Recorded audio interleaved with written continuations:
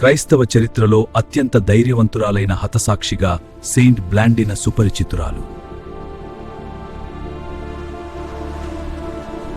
Saint Blandina క్రీస్తు శకం 177లో ఫ్రాన్స్లోని లియోన్స్ నగరంలో జరిగిన క్రైస్తవ హింసల్లో ఆమె మరణించారు. బ్లాండినా ఒక సాధారణ బానిస యువతి. అప్పటి రోమన్ సామ్రాజ్యంలో క్రైస్తవులను కఠినంగా హింసిస్తున్న కాలమది. ఆమె యజమాని కూడా ఒక క్రైస్తవుడే. బ్లాండినా శరీరం చాలా బలహీనంగా ఉండేదని, అంతటి హింసను ఆమె తట్టుకోలేదని తోటి క్రైస్తవులు భయపడేవారు. మీరు క్రైస్తవులు కావడం మానేయండి, రోమ్ దేవుళ్లను ఆరాధించండి. రోమన్ అధికారులు క్రైస్తవులను తమ విశ్వాసాన్ని వదులుకోవాలని ఒత్తిడి చేశారు.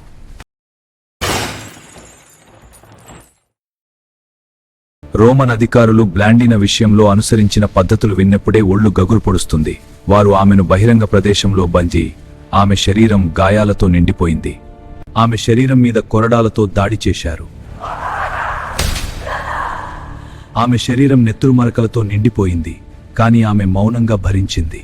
ఉదయం నుండి సాయంత్రం వరకు విరామం లేకుండా రోమన్ సైనికులు ఆమెను హింసించారు.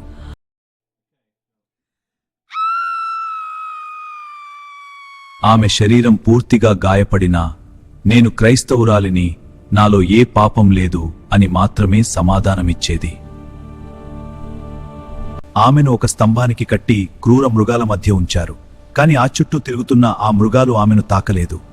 ఆమెలోని ధైర్యమా లేక దైవశక్తి ఆమెను కాపాడుతోందా? మృగాలు ఆమెను తాకకపోవడం చూసిన ఇతర క్రైస్తవులకు ఎంతో ధైర్యం వచ్చింది.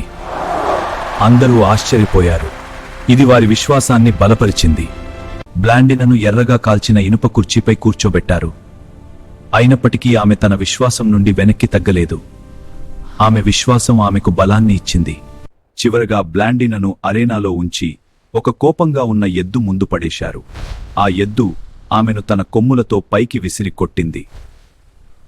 ఎంత హింసించినా బ్లాండినా ప్రాణం పోకపోవడం మరియు ఆమె తన విశ్వాసాన్ని వదులుకోకపోవడం చూసి రోమన్లు విసిగిపోయారు. చివరకు ఒక సైనికుడు బ్లాండినా గొంతు కోసి చంపివేశాడు.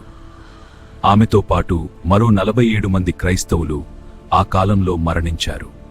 బ్లాండినా లోకం దృష్టిలో బానిసగా, బలహీనమైన స్త్రీగా కనిపించినా ఆమె దైవశక్తి ఆమెను బలోపేతం చేసింది, ఆమెను అజేయంగా మార్చింది.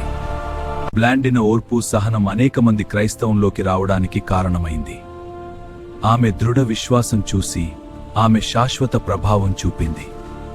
నేటికీ బ్లాండినా ధైర్యానికి మరియు అచంచలమైన విశ్వాసానికి ప్రతీకగా నిలుస్తారు. ఆమె జ్ఞాపకార్థం ప్రతి ఏటా జూన్ 2న పండుగగా జరుపుకుంటారు. బ్లాండినా వంటి హతసాక్షుల చరిత్రలు విన్నప్పుడు మన విశ్వాస జీవితంలో ఎదురయ్యే చిన్న చిన్న ఇబ్బందులు చాలా తక్కువని అనిపిస్తుంది కదా. హతసాక్షి బ్లాండినా జీవితం గురించి మీ అభిప్రాయాన్ని కామెంట్ రూపంలో తెలియజేయండి. ఆమె కథ కొనసాగించడానికి మీ అభిప్రాయాలు చాలా ముఖ్యం. దయచేసి కామెంట్ చేయండి మరియు మీ ఆలోచనలను పంచుకోండి. ఇలాంటి మరిన్ని వీడియోల కోసం మన ఛానల్ లైక్ చేయండి, షేర్ చేసి సబ్స్క్రైబ్ చేయండి.